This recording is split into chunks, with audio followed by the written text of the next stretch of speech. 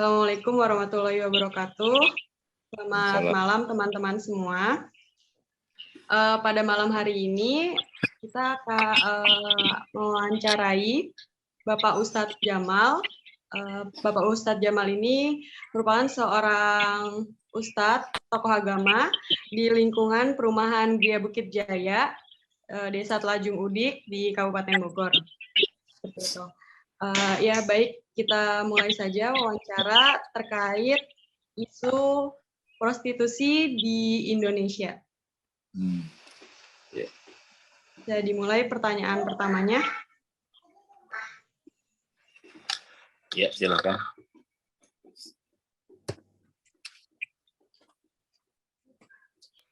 Siapa yang mau bertanya duluan? Silakan. Alika, kalau mau duluan. Ya, boleh. Pak, saya mau tanya, jadi pandangan agama Islam terkait prostitusi itu bagaimana ya Pak ya? Ya, kalau agama Islam itu jelas ya, sudah melarang tentang itu dan sudah jelas itu bukan siapa-siapa yang melarang, Allah sendiri yang langsung berfirman bahwa wala taqrabuz zina innahu kana fahisyatan wa sa'a sabila. Jadi jangankan zinahnya, dekatnya aja sudah tidak boleh. Itu semua demi untuk mengangkat harkat derajat manusia. Karena Islam ini sangat memuliakan. Karena dengan pernikahan, makanya kenapa pernikahan itu harus diumumkan, pakai surat undangan dan sebagainya untuk membedakan antara nikah dengan perzinahan. Jadi sebetulnya prostitusi itu dibahasakannya sebagai syubhat kalau dalam agama. Jadi sesuatu yang jelek dipoles gitu bahasanya. Padahal hakikatnya itu zina gitu sebetulnya. Nah, menurut pandangan Islam jelas ini adalah sa'asabila, sejelek-jelek jalan, sejelek-jelek perilaku yang dijalankan oleh umat manusia. Itu ya menurut pandangan agama Islam. Jadi jelas, mungkin seluruh agama juga tidak akan merestui hal seperti ini. Seluruh agama. Ya karena perjalanan keluar dari kodrat manusia gitu. Karena hal ini merupakan bagian dari akhlak hewan. Ya prostitusi ataupun di situ dipolis apalah namanya dalam agama ini, Rasulullah mengatakan yusammuna bi ghairi ismiha, jadi mereka menamakan sesuatu dengan yang lain namanya. Ya sebagaimana bunga itu pada hari riba itu dikatakan sebagai bunga. Jadi enggak terasa lagi bahwa itu adalah terlarang. Nah, begitupun prostitusi. Jadi jelas sekali dalam agama Islam itu ya terutama gitu. Terus agama-agama lain pun enggak membolehkan sebenarnya.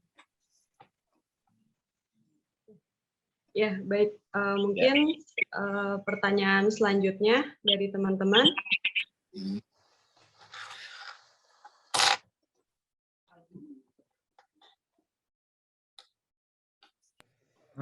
Silakan Devana.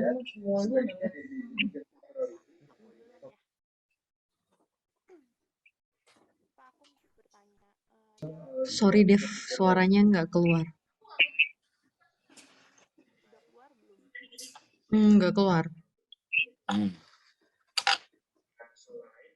Ini mendung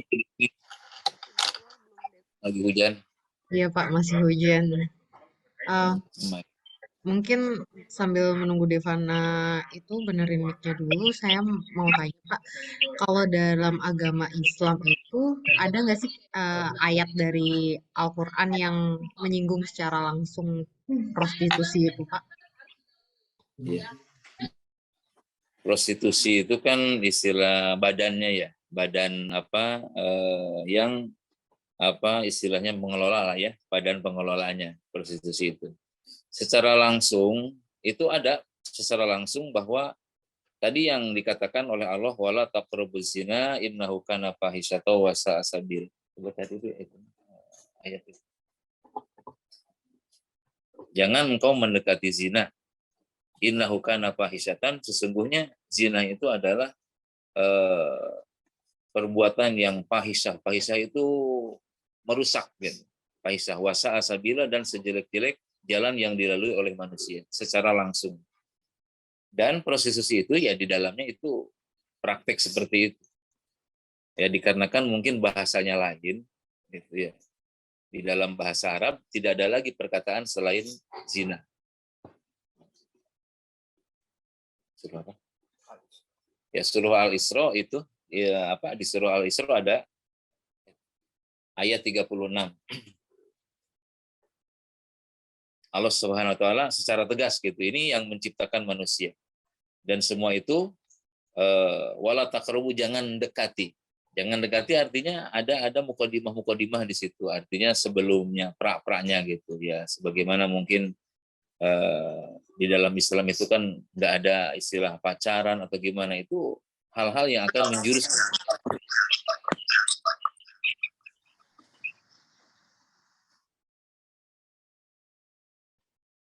Ya, baik. Mungkin dari teman-teman ada pertanyaan selanjutnya.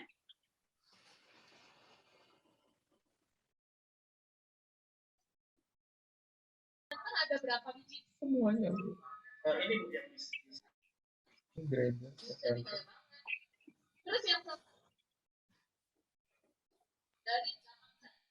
Arda mau nanya?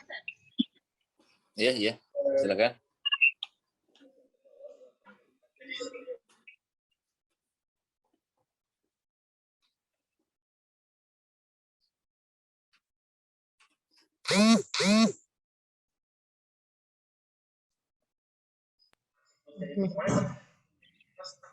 Arda?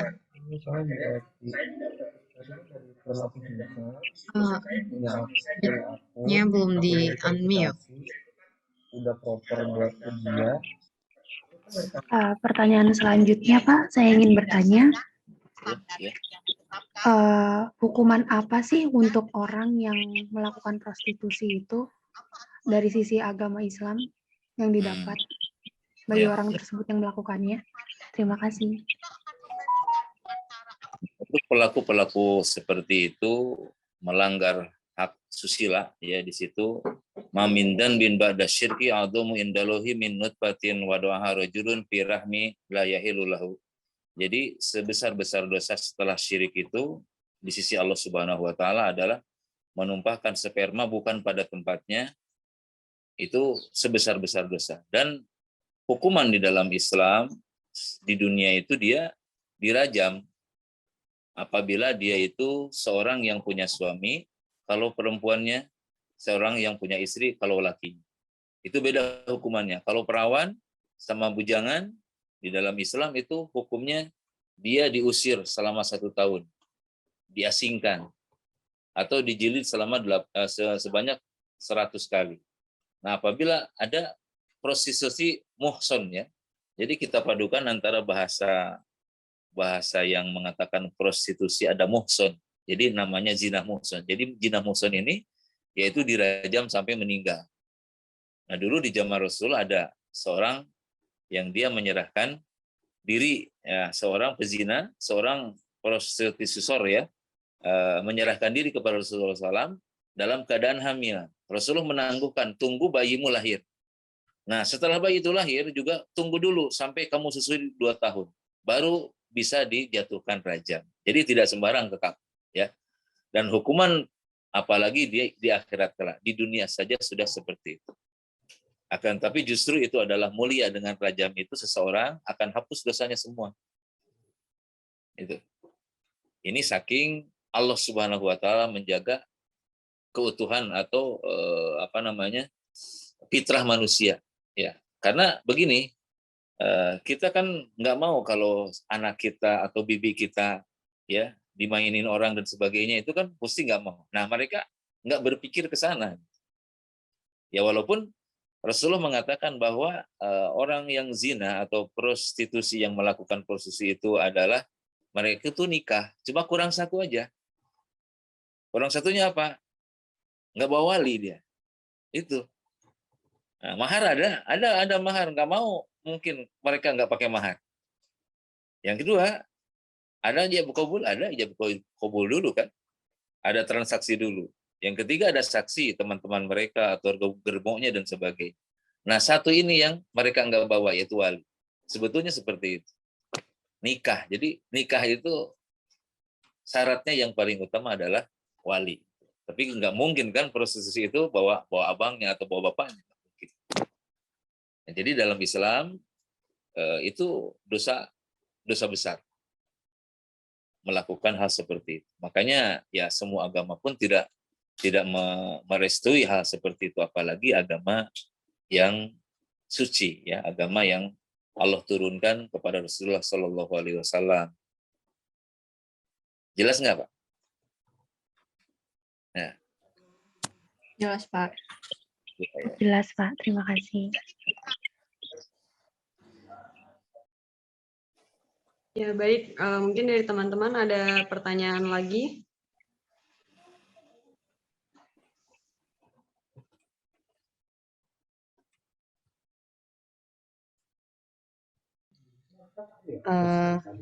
Mungkin dari Devana atau Wian? Mana mic udah benar? Iya Pak, boleh saya mau bertanya. Iya, silakan. Jadi dalam hukum pidana Islam itu ada nggak sih Pak cara efektif yang paling tepat untuk menanggulangi prostitusi? Apakah dengan menikah atau ada cara lain yang lebih efektif gitu? Karena kan cukup marak juga ya sebenarnya. Terima kasih Pak. Ya. Kalau di dalam Islam itu kan ada istilah pendidikan yang dinamakan dengan akhlak.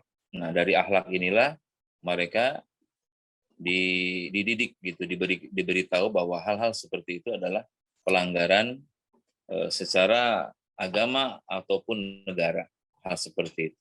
Adapun secara spesifik hukum pidananya yaitu tadi, dikarenakan di negeri kita ini adalah hukumnya bukan hukum Islam, maka kita tidak berhak untuk melakukan itu, nggak boleh sembarangan, walaupun itu sudah jelas gitu ya, sudah jelas perbuatannya. Tetapi hal seperti ini membutuhkan beberapa syarat, harus ada saksinya, harus kita tahu melakukan hal seperti itu. Nah, solusi bagi kita di sini mungkin ya ada orang itu mungkin terlalu mahal biaya dari pernikahan lah, itulah menjadi kendala. Terus atau terlalu syarat dalam mahar atau mas kawin terlalu memberatkan, itu juga bisa menjadi jalan ke situ. Yang paling utama yang menuju jalan ke prostitusi itu adalah akhlak. Akhlak mereka tidak terbimbing. Terus yang selanjutnya juga maraknya pornografi yang berseliweran di media massa ataupun di dunia maya. Itu akan juga mengundang seseorang untuk melakukan hal-hal seperti itu. Jadi banyak faktor yang intinya di dalam Islam itu mendidik manusia untuk menuju jalan yang benar, gitu. Peraturan yang benar, karena tidak ada lagi pernikahan itu memang menenangkan. Makanya dikatakan bahwa kalau nikah itu adalah litas kunu ilaiha, agar kamu merasa tenang, Sebetulnya yang melakukan itu mereka itu nggak tenang, nggak ada ketenangan bagi mereka. Yang tenang itu justru dengan pernikahan. Melalui pernikahan, meskipun ya sebagaimana kalau kucing kita kasih makan, dia tenang nggak makannya, nggak lirik ke sana kemari. Tapi coba kalau kucing itu dapat nyuri apa gimana, pasti dia nggak tenang. Seperti itulah analoginya. Maka sekali lagi secara tegas pidana itu ya tadi tidak ada lagi dua, ya, kalau bujang dan perawan diasingkan selama 1 tahun. Yang kedua, kalau dia sama-sama mempunyai suami istri, maka dia dihukum rajam sampai meninggal dunia. Tetapi ada syarat tadi itu, kalau ditunggu dia sampai melahirkan dan sampai menyusui 2 tahun. Itu proses di dalam Islam itu masih banyak gitu.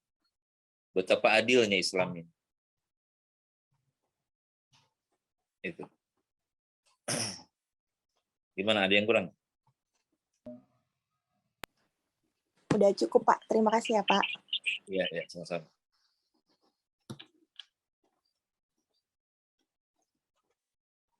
Ya, baik. Mungkin dari teman-teman ada yang ingin ditanyakan lagi?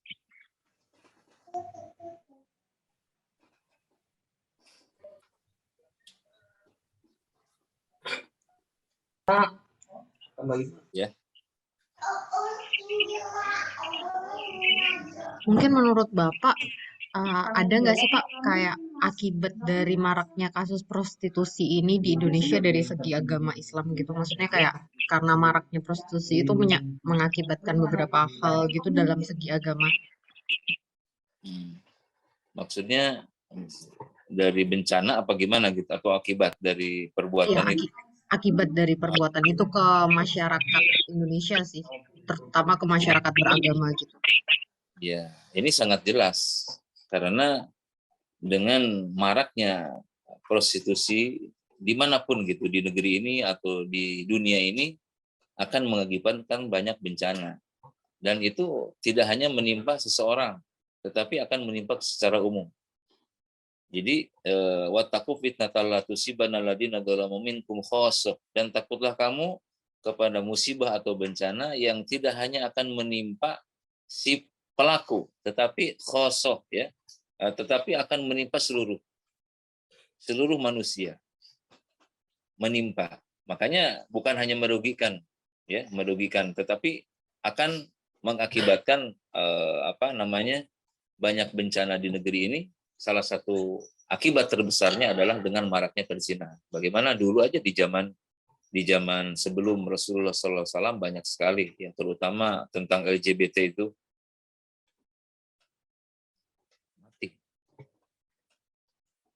Nah, tentang LGBT apalagi, ya, itu sungguh, ya, sangat mengerikan. Sampai di zaman dahulu itu diturunin adab langsung. Tapi sekarang dikarenakan memang di dalam Islam ini ada dua yang melindungi manusia dari turunnya adab. Pertama, dulu Rasulullah SAW masih ada, jadi adab nggak turun. Sekarang Rasulullah sudah nggak ada, pelindungnya tinggal satu, yaitu istighfar. Orang banyak beristighfar kepada Allah Subhanahu Wa Taala. Itu kuncinya untuk meredakan musibah-musibah yang melanda. Jadi kita tidak bisa menyalahkan ini alam dan sebagainya. Tetapi ini justru adalah kerusakan di bumi dan di daratan dan di lautan, itu akibat ulah manusia sendiri. Jadi benar, sangat fatal sekali imbasnya, ya, bagi akhlak moral dan juga bagi keamanan, ya, keamanan kita dalam kehidupan. Apalagi sekarang kan ada lokalisasinya, ya, sengaja sudah disebut dengan pekerja. Nah, apalagi dikatakan sebagai pekerja, inilah semakin mereka itu merasa dilegalkan. Ya, padahal itu isinya itu prostitusi.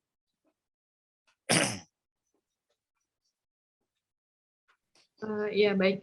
Mungkin pertanyaan terakhir dari saya, ya, Pak. Iya, ya. Menurut Bapak, kira-kira langkah apa ya, Pak, yang bisa kita lakukan untuk mencegah adanya prostitusi di Indonesia ini, Pak? Mungkin dari segi agamanya, terutama agama Islam. Dari untuk pencegahan, ya, Islam ini jauh-jauh hari sudah mengatakan, ya, tentang hal itu, bahwa jangan sekali dekat-dekat kepada zina, apalagi melakukan, karena itu adalah fahisyah, akan berakibat fatal bagi kehidupan manusia. Nah, langkah-langkah yang dilakukan oleh Islam itu dengan mengadakan bimbingan, konseling, ya, bimbingan kepada para remaja, kepada masyarakat. Nah, akan tetapi, ya, namanya manusia kan, ada yang mereka taat, ada yang tidak. Akan tetapi hal itu bisa mungkin diminimalisir dengan adanya kerjasama dengan pemerintah, ya, untuk melakukan semacam pendidikan tentang masalah seks gitu bagi para remaja. Terus bagaimana hal itu berakibat nanti kalau seseorang menyalahgunakan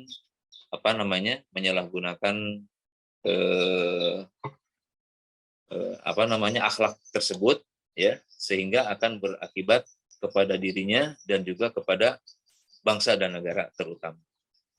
Nah, jadi di negeri kita terutama, ya walaupun hal itu tidak akan selesai, memang terus ada sampai akhir zaman hal seperti itu. Akan tetapi bagi kita yang sudah memang memahami hal seperti itu, ya syukurlah kita bisa meminimalisir melalui kajian-kajian rohani atau bimbingan-bimbingan spiritual dari para ustadz atau guru-guru kita yang mereka istilahnya fokus terhadap pencegahan kenakalan remaja.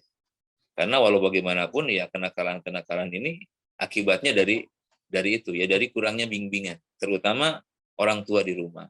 Ya, berhati-hati untuk membimbing anaknya, terutama media yang begitu bebas sekarang ini kan, mudah maksiat itu dibawa kemana-mana. Di dalam HP itu banyak semua. Nah, makanya sekali lagi untuk hal yang paling utama adalah bimbingan moral bagi masyarakat. Ya. Karena di dalam negeri kita kan ada Bimas Islam namanya, bimbingan masyarakat Islam. Itu ada ya bimbingan untuk mereka agar tidak terjadi hal-hal seperti itu. Walaupun ya tidak bisa dicegah secara maksimal gitu. Akan tetap ada hal seperti itu. Namun bagi kita semua yang sudah mengetahui bahwa betapa besar dosanya, betapa fatal akibatnya, kita hindari hal-hal seperti itu. Ya, jangan sampai terjadi atau menimpa diri kita, dan banyaklah berdoa kepada Allah agar tidak menimpa keluarga kita. Ada yang kurang nggak? Ya, baik. Lagi? Cukup jelas, Pak. Iya. Mungkin kita akhiri untuk wawancara hari ini. Ya, sebelumnya terima kasih banyak kepada Bapak Ustadz Jamal untuk waktu dan kesempatannya. Dan juga teman-teman semua. Sekian untuk malam hari ini. Kurang lebihnya mohon maaf. Wassalamualaikum warahmatullahi wabarakatuh. Waalaikumsalam. Terima kasih ya, Pak. Terima kasih, Pak. Terima kasih atas waktunya. Terima kasih, Bapak. Terima kasih, Pak. Ya.